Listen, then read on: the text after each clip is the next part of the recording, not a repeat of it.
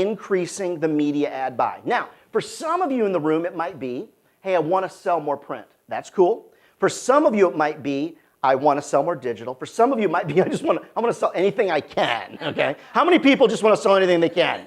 Anybody? All right, there we go. I see your sister in the back. That's right. Sell anything I can. All right, so to that end, one of the things that's very, very important for us to understand is we're going to have to change our sales game a little bit. Let's talk through this. Killing the question about budget and actually approaching it a slightly different way. When you go back to your organizations or you talk to your colleagues, one of the things that you're going to walk away from this is that there's 3 very important questions that I'm really drilling into now. So what I want to ask is I want to ask this of an advertiser. Mr. Advertiser or Mrs. Advertiser, when you think about competing in this community, if you're city and regional, or in this industry, if you're B2B, do you want to be present in this market? Do you want to be competitive in this market? Or do you want to be dominant in this market? Those are basically the 3 options. I guess there's a 4th one, non-existent, okay? Present, competitive, or dominant. What position, Mr. or Mrs. Advertiser, do you want to take in this market? Because quite honestly, it doesn't matter if they have $5,000 or they have $50,000.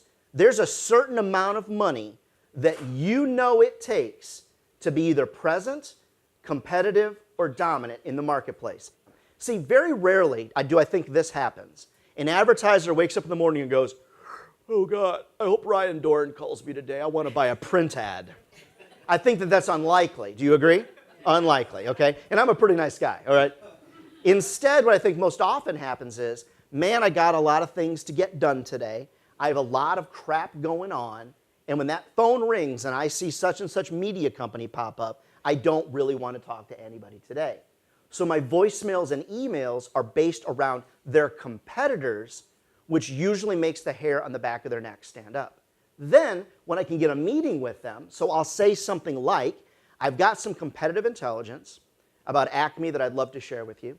It's nothing unethical or anything like that, but that'd be fun though, wouldn't it? It's nothing like that.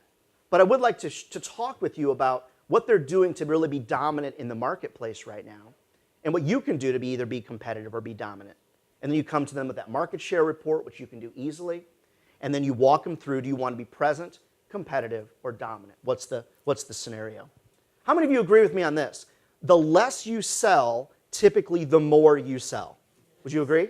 Okay, now, some of you are old enough to remember, like me, the movie Glengarry, Glen Ross, or Tommy Boy, or those sales movies that are all about the hard sell.